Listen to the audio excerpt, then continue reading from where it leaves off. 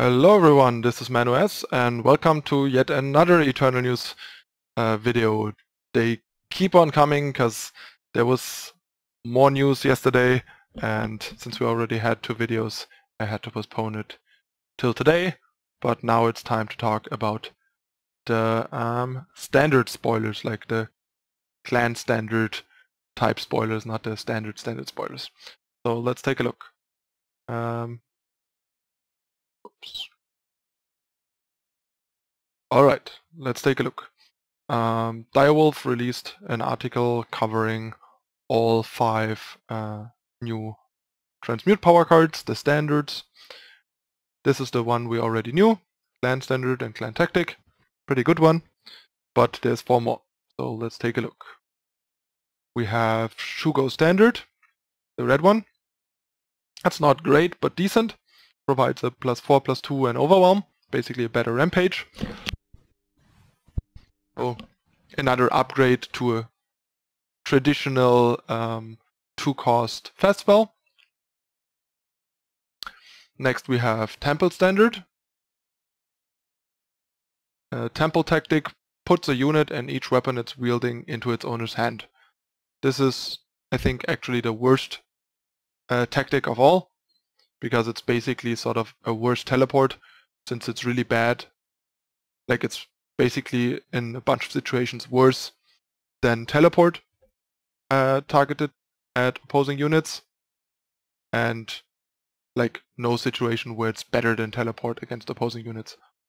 But however, it can be better if you target your own units, because you can also save a weapon.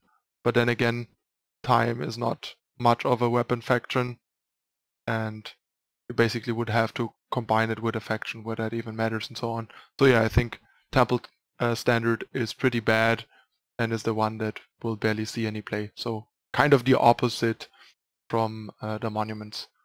So that's kind of fine. Like, time has the best monument, so it's not that big of a deal that their standard sucks.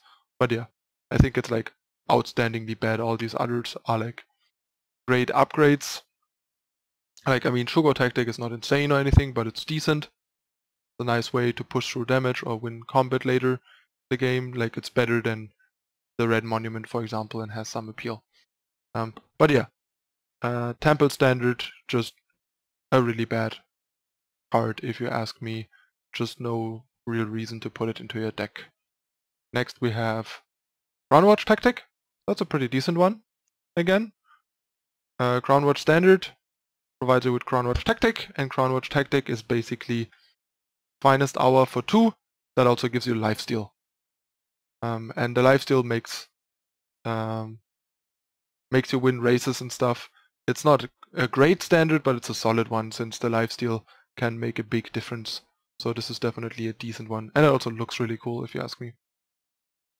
And last but not least, we have Cabal Standard. That is a really good, really powerful standard. Like, the Cabal Standard together with the Clan Standard are easily the 2 best ones for different decks. Like, Clan Standard is good for reactive decks, and Cabal Standard is like insane for proactive decks. Because Cabal Tactic gives 2 of your units +2/+0 and Grigtor this turn for 2. So that's incredible. You can basically make 2 of your units win combat, or at the very worst, you basically get to deal 4 damage for 2 power, just like with Rapid Shot. This is almost better than Rapid Shot, and at least can be like a much bigger blow, because you can win 2 combats and like 2 for 1 the opponent, killing 2 things with the Cabal Tactic without losing your own units, while it is obviously worse at pushing through big things compared to Rapid Shot. But yeah, this card is amazing, especially given that it's also a power card, which Rapid Shot isn't.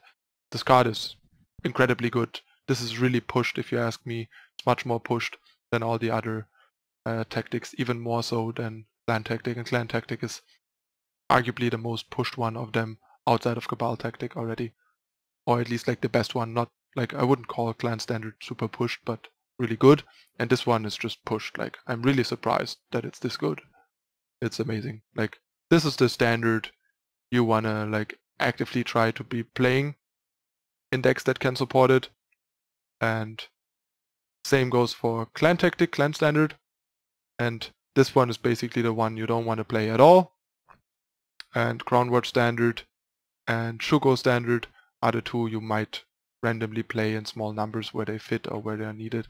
Like the lives, it's a nice way to add lifesteal to a deck that might want some lifesteal to beat other more aggressive decks and stuff like that. But it's not a great card. Same basically goes for Shugo Tactic. It's like a better version of Rampage or the 3 cost +4/+2 without Overwhelm. But nothing to be excited about, and depleted power is a big deal in aggressive decks. But yeah, I'm still baffled by how awesome Cabal Standard is. The card is so great. Really looking forward to mess around with this one and see what's the best deck that can support a bunch of Cabal Tactics, Cabal Standards. That card is just amazing. The only issue sort of is that depleted power is problematic in aggressive decks, and this is a card that is best in very aggressive decks and not so good in aggressive midrange decks. Like in Ironport midrange, this is obviously a lot worse than in, say, a Stone Sky aggro deck. But yeah, we'll see what we're gonna do with this. It's definitely a pretty amazing card if you ask me. So yeah, that's the new standards, the spell equivalent to the monuments. Really like them, it's cool.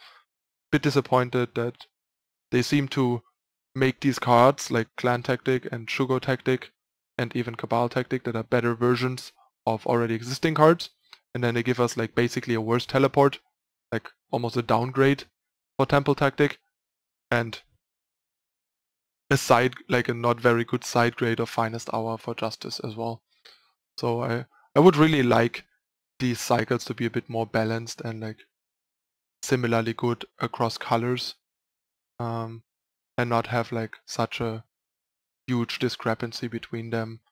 Kind of the same as with some of the monuments, but a lot of the monument discrepancies have been removed with the buffs in the last couple of months. Like by now, I would say the monuments are all pretty good and pretty even in quality, except for maybe the fire monument that's still like pretty lackluster and underpowered compared to the others. But the others all have been upgraded to a point where I think they are all at like a similar power level. 4/4 flying, 4/4 lifesteal, 5/5 overwhelm, and I guess the Justice one is still a bit on the low end, but it's still very reasonable, and the fire one is the odd one out in a way. Alright, that's it for the standards. Hope you guys like those new cards. I'm pretty excited about them. They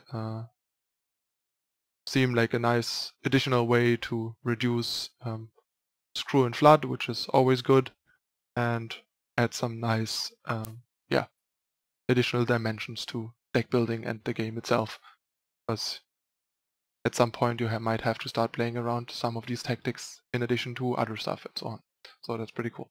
Alright, that's it again for this Eternal News episode. I'm ManuS. Don't forget to like and subscribe down below if you haven't already for future content. And thanks for watching. I'm out. Bye.